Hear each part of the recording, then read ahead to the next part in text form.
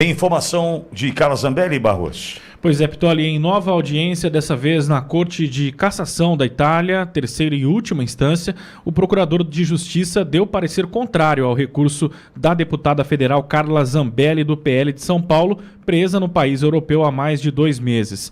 A decisão definitiva dos juízes sai ainda hoje ou amanhã. A Justiça agora analisa o caso após manifestação do procurador e da defesa. O recurso de Zambelli foi o 6º a ser discutido na manhã de hoje em Roma, dentre os mais de 20 casos. Os advogados estiveram na sala por cerca de 45 minutos e o italiano Giuseppe Bellomo, que faz a defesa da brasileira, disse estar otimista, mesmo após a manifestação contrária do procurador. O recurso busca reverter a decisão da Corte de Apelação em Roma, que em agosto rejeitou o pedido de liberdade provisória ou prisão domiciliar. Na ocasião, os magistrados entenderam que havia fortes indícios de risco de fuga por parte da deputada. Olavo, vale destacar um ponto. Nós temos hoje, nessa interlocução entre governo brasileiro e governo italiano, Ricardo Lewandowski, ministro da Justiça. Exceto que de vez em quando o Alexandre de Moraes atropela as válvulas e passa por cima, enfim, né, solapando todo mundo de maneira atabalhoada, a gente sabe disso. Mas quem trata direto é Ricardo Lewandowski. Esse que é ministro da Justiça hoje foi vice-presidente do Tribunal Superior Eleitoral em tempos de Alexandre de Moraes. Veja, ele foi ministro do Supremo Tribunal Federal e nitidamente tem um lado, e é esse que está pressionando o governo italiano para extraditar, para destruir de uma vez por todas a vida de Carla Zambelli.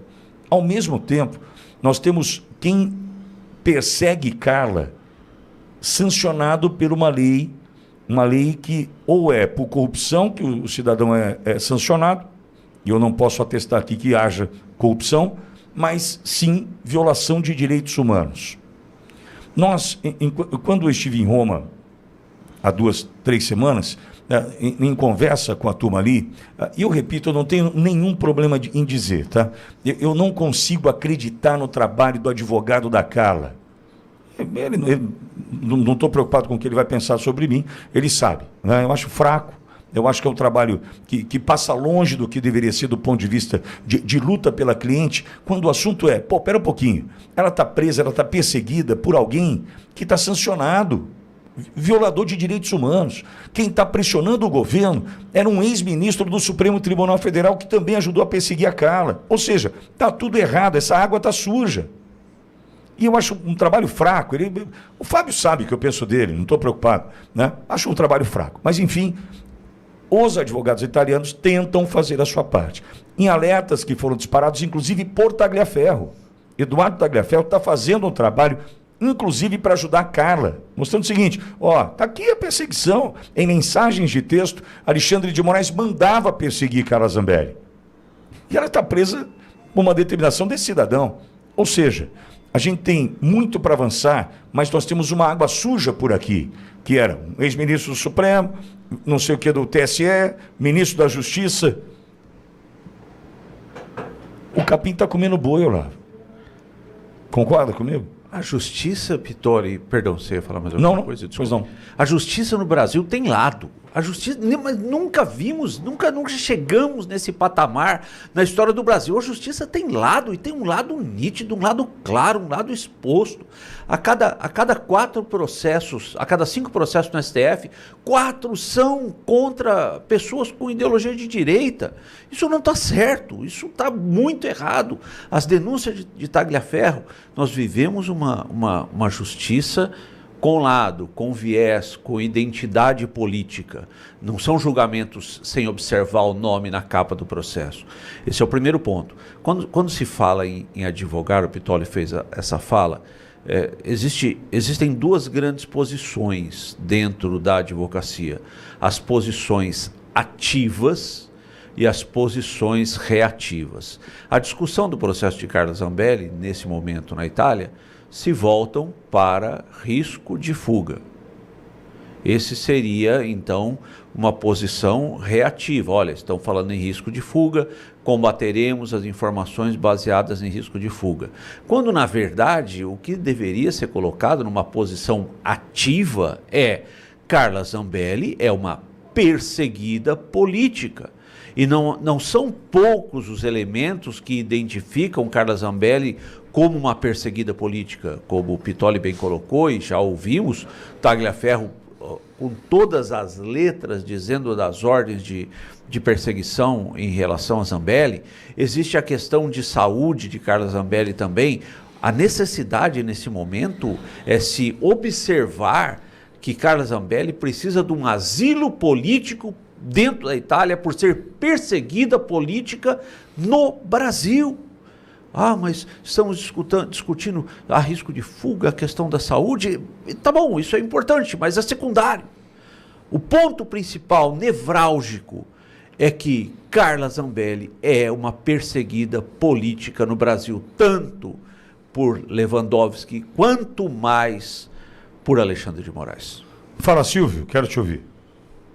Pitoli, eu acho que desde que as conversas, que podemos chamar de vaza-jato, mas aquelas conversas em grupos de WhatsApp foram reveladas e que o perito que participava do gabinete clandestino do ministro Alexandre de Moraes, o gabinete que se comunicava, né, o gabinete eleitoral que se comunicava com o gabinete no Supremo Tribunal Federal de forma sigilosa, com inquéritos tentaculares, todos secretos, ninguém sabia do que era acusado, do que estava sendo vasculhado. Houve uma perseguição implacável, houve adulteração de documentos e o perito aparece e diz: olha, aconteceu isso mesmo, vou revelar mais dados, como o Eduardo Tagliaferro tem feito. Inclusive ele foi convocado, chamado, ele esteve diante de autoridades na justiça e pôde dar a sua versão, pôde contar a história real que o Brasil vive. Inclusive também alertou que trata-se de hoje sancionado pelo governo americano, pela lei Magnitsky, por violação de direitos humanos. Esse senhor se chama Alexandre de Moraes. Todo o conteúdo dessas conversas, na minha opinião, deveriam paralisar o país. Não estou defendendo que ninguém quebre nada, que ninguém interrompa o ir e vir, feche vias públicas, não. Paralisar, que eu digo, é paralisar politicamente o Brasil, porque o processo eleitoral foi maculado, porque houve perseguição política contra determinados alvos. Me dê o alvo que eu darei o crime. A gente insiste nisso, né? Nada mais Lavrent Beria, nada mais soviético do que isso.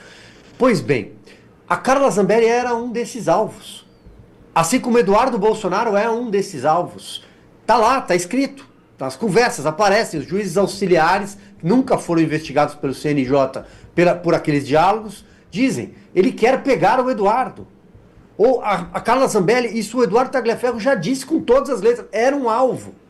Então, eu acho que é preciso olhar com muito cuidado tudo isso, porque torço para que a Carla fique numa situação melhor lá, claro, para que ela possa estar em casa, por exemplo, porque tem deputada numa flotilha no meio de uma área de guerra, foi se meter em área de guerra que pode dar presença e votar na Câmara. Pois bem, ela não, né? Ela é uma perseguida. Então, eu queria tocar neste ponto. Se o Brasil fosse um país sério, se as nossas instituições estivessem funcionando em condições normais, né, normalidade institucional, quem deveria estar sendo investigado nesse momento é o ministro Alexandre de Moraes. São as pessoas que participaram daqueles diálogos. E não a Carla Zambelli. Goste ou não dela, goste ou não do Eduardo, goste ou não de qualquer político, tanto faz. Tem 513 deputados lá. Mas fato é que está viciado, está errado, a árvore está envenenada. Exatamente, é o capim comendo boi, né? O que a gente está vivendo no Brasil, essa é a realidade hoje. E só que essa falta de capacidade de se indignar, como o Silvio coloca, vai fazendo com que a gente vá aceitando, relativizando. Por exemplo, há pouco o Macron, eu jamais seria deselegante com o Macron, veja, se Bolsonaro não for, vai ser o Tarcísio, não, mas pode ser o Ratinho. Todos sabem o que eu penso, todos sabem qual é o objetivo da minha luta aqui. Veja, eu não estou dizendo que a luta por Bolsonaro, vou ser mais claro, a luta por Bolsonaro na eleição do ano que vem ao meu ver, é a minha opinião, é a luta pela justiça.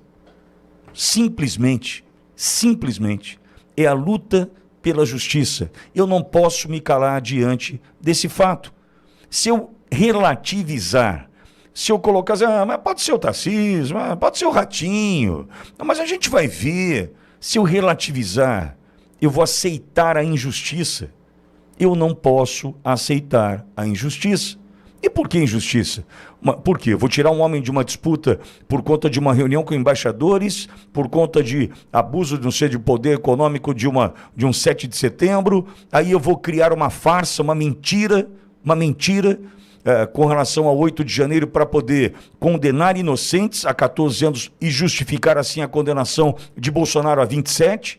E vou aceitando? É isso então? É isso então?